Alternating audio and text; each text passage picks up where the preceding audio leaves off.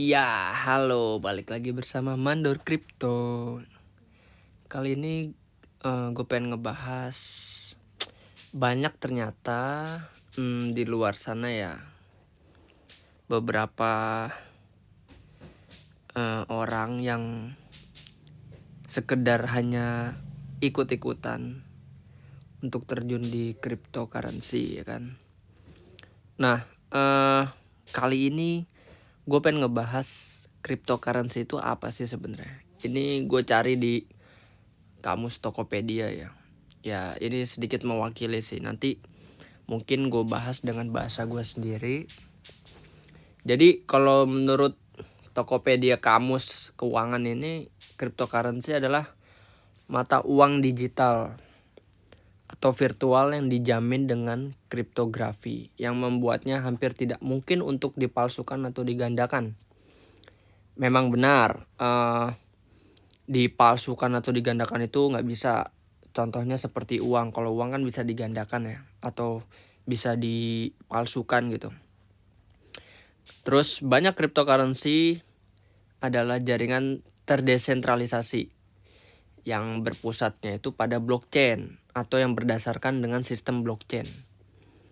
Blockchain itu sendiri seperti rantai jaringan gitu. Jadi saling terhubung satu sama lain. Jadi misal kita punya sistem blockchain 1. Nah, 1 sampai 100. Nah, itu 1 sampai 100-nya itu saling berhubungan. Nggak ada yang terputus gitu. Jadi, untuk kita memalsukan itu sangat tidak mungkin. Mungkin adalah persenan di berapa persen, tidak sampai 1% untuk dipalsukan atau bahkan diretas atau bahkan di-hacking gitu. Di-hack itu tidak bisa karena si hackernya sendiri ini harus memutus jaringan salah satu dari blockchain tersebut, dan itu membutuhkan sangat banyak waktu. Seperti itu. Jadi ciri khas cryptocurrency sendiri pada umumnya itu dia diciptakan biasanya oleh orang-orang yang memang berkecimpung di dunia itu sendiri. Seperti halnya mereka suatu tim atau developer ingin membuat suatu jaringan blockchain dan ingin membuat koin atau token, ya mereka harus punya tim-tim yang berkompeten di sana gitu. Jadi cukup mereka aja, jadi mereka yang mengatur semuanya gitu. Nggak ada pihak pusat atau terpusat yang mempengaruhi sistem blockchain itu berjalan gitu. Jadi ya kalau teman-teman sudah percaya terhadap misal Bitcoin, ya udah sistem Bitcoin aja gitu yang berjalan, tidak ada dari sistem yang lainnya yang ikut campur tangan. Mungkin nanti kenapa bisa kripto itu bisa menyeberang ke jaringan yang lain itu karena dari developer sendiri sudah membuat bridge atau jembatan ke jaringan tersebut. Seperti itu. Agak pusing ya. Jadi kripto sendiri ini kalau dari bahasa gue sendiri, cryptocurrency itu adalah sebenarnya mata uang atau alat pembayaran masa depan kalau bisa dibilang. Karena pada intinya ini dari dulu juga yang kita kenal Bitcoin itu sudah digunakan untuk perdagangan, walaupun masih belum dipercaya atau digunakan di beberapa negara. Bahkan kita kenalnya dari zaman dulu itu Bitcoin biasanya digunakan untuk perdagangan black market gitu, atau perdagangan gelap gitu, barang-barang yang ilegal. Cuma untuk kesini tuh banyak banget perusahaan, bahkan restoran-restoran ya yang di luar sana gitu udah mulai meng-ACC pembayaran untuk cryptocurrency. Contohnya itu untuk negara yang sudah menggunakan full crypto itu ada di El Salvador. Bahkan mata uangnya sendiri El Salvador itu sekarang Bitcoin. Itu negara pertama. Jadi bisa dibilang negaranya Bitcoin di sana. Jadi ya cryptocurrency tersebut sebenarnya sangat high risk high return ya buat teman-teman yang ingin mempelajari atau ingin terjun di market kripto. Harus diingat kalau cryptocurrency itu memang high risk high return. Kenapa? Karena perdagangannya itu seluruh dunia. Marketnya itu seluruh dunia, 24 jam 7 hari nonstop, tidak ada libur. Jadi kenapa saya bilang high risk high return? Karena tidak ada batasan saat mereka naik, pada saat mereka turun, atau harga koreksi harga naik. Itu tidak ada batasan. Sehari atau sejam mereka ingin naik 100% sampai 1 juta %. Itu sangat mungkin di cryptocurrency. Karena cryptocurrency adalah pada dasarnya didasari oleh supply and demand, di mana supply mempengaruhi harga dan harga mempengaruhi supply. Bahkan market mempengaruhi supply dan harga, seperti itu. Jadi untuk cryptocurrency ini tidak sama dengan saham atau instrumen investasi lainnya. Jadi untuk teman-teman yang ingin masuk ke dalam market cryptocurrency ini, kalau bisa beradaptasi dulu. Jangan langsung biar-biur ya, langsung basah semua gitu. Maksudnya itu adalah teman-teman memindahkan modal teman-teman semua ke cryptocurrency, tapi teman-teman harus ibaratnya beradaptasi dulu lah, dicicil sebulan pertama teman-teman modal 500.000 oke lah untuk beradaptasi sambil belajar gitu. Jangan langsung misal teman-teman punya 50 juta, teman-teman langsung 50 juta di dalam 1 bulan. Seperti itu. Karena memang di kripto ini pengaruh media dan beberapa negara untuk berita tentang cryptocurrency itu sangat berpengaruh sekali. Entah untuk sisi positif dari kripto atau negatifnya. Kalau yang saya jalani seperti itu. Jadi di cryptocurrency juga ada 2 macam. Kripto itu ada 2 macam sebenarnya. Pertama itu adalah koin, yang kedua adalah token. Koin itu apa sih? Koin itu adalah kripto yang sudah mempunyai blockchain tersendiri atau own blockchain. Jadi dia sudah memiliki jaringan sendiri. Contohnya itu ada Bitcoin, Ethereum, terus BNB, ada Polkadot, Cardano, terus beberapa koin yang lainnya, Solana. Itu kenapa disebut koin? Karena dia sudah memiliki blockchain atau jaringan dalam kripto sendiri. Seperti itu. Nah, apa bedanya dengan token? Token itu adalah kripto yang berdiri di atas jaringannya koin. Nah, di sini ada beberapa yang memang digandrungi sih, banyak ya. Token-token tuh yang keluarannya tuh jaringan blockchainnya BNB atau smart chain. BNB itu sebutannya smart chain ya. Terus Ethereum atau ERC20, Solana juga ada, jaringannya Sol, dan Harmony. Nah, itu beberapa contoh jaringan koin yang memiliki ekosistem sendiri atau memiliki token-token di bawahnya.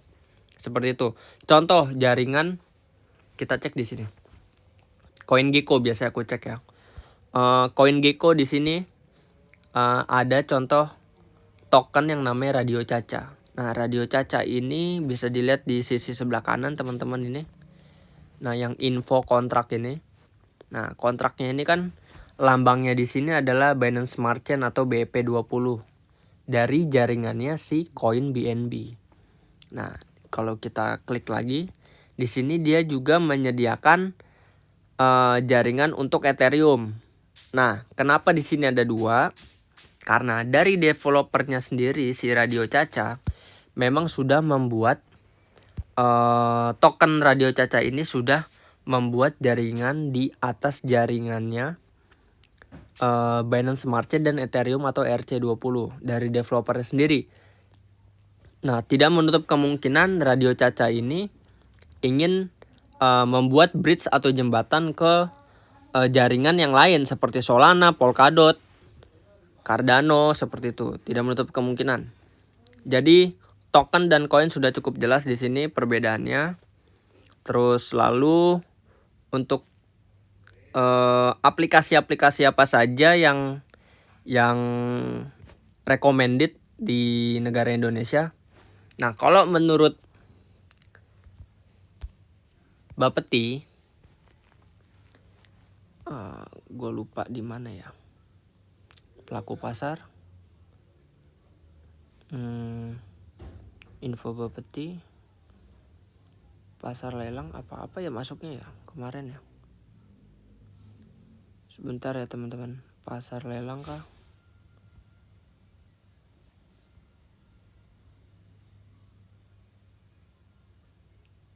Gue lupa kemarin data di mana ya.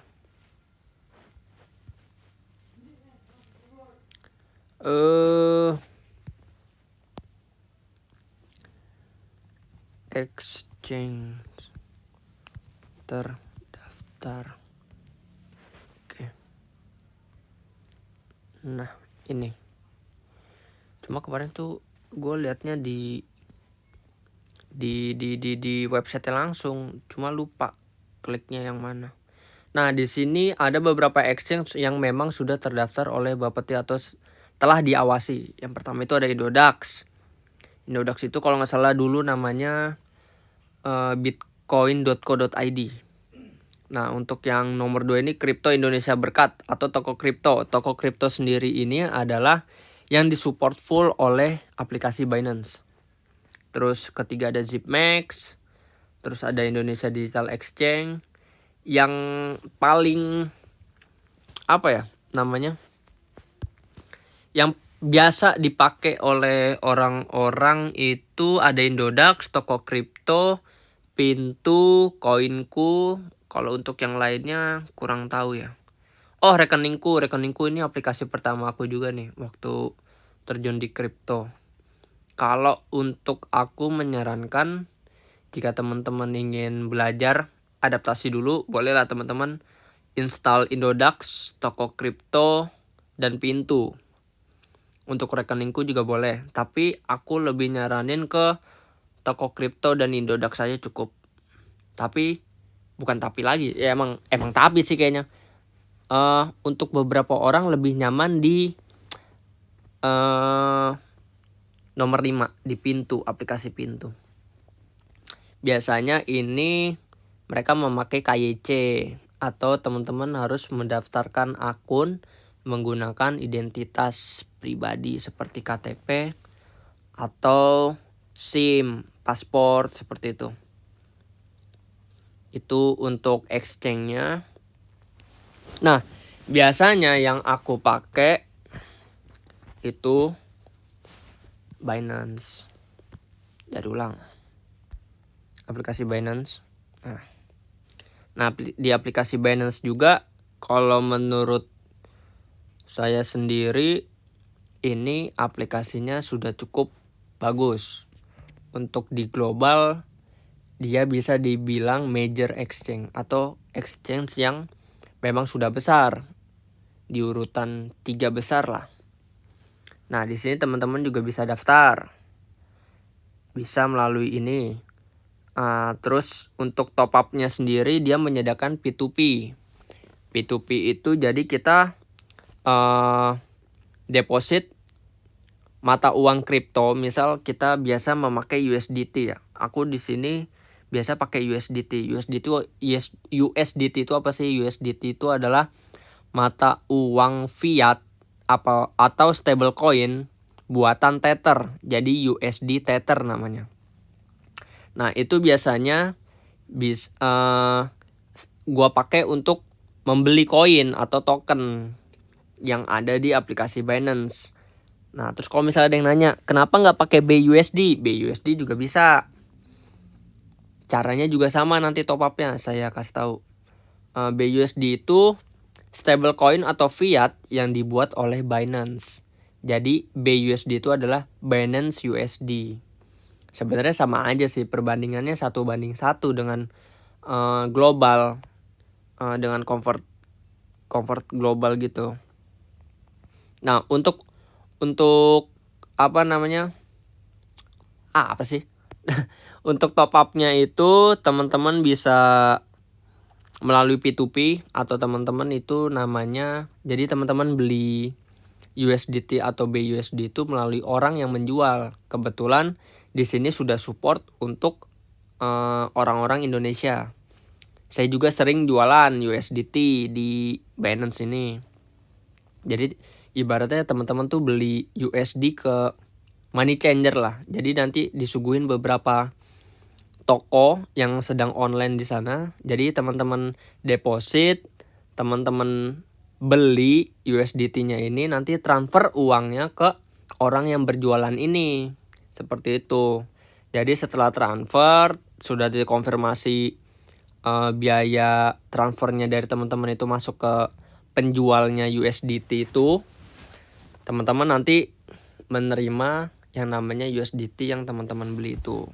Nah, video cara top up-nya atau depositnya ada di video saya di channel YouTube yang sudah saya buat. Bisa teman-teman scroll, cari di sana. Kurang lebih penjelasan untuk kripto itu dulu. Karena ini basic banget ya. Kalau ada beberapa pertanyaan atau requestan untuk tentang kripto lainnya, tentang seputaran cryptocurrency, monggo nanti saya buatkan untuk teman-teman supaya teman-teman juga mengerti apa itu cryptocurrency. Saya juga masih belajar, jadi teman-teman request menambah ilmu juga buat saya. Semoga teman-teman juga bisa bertambah ilmunya dengan menonton video yang saya buat ini. Oke, sekian dulu untuk penjelasan cryptocurrency basic ini. Semoga teman-teman terbantu dengan penjelasan saya. Terima kasih. Bye-bye.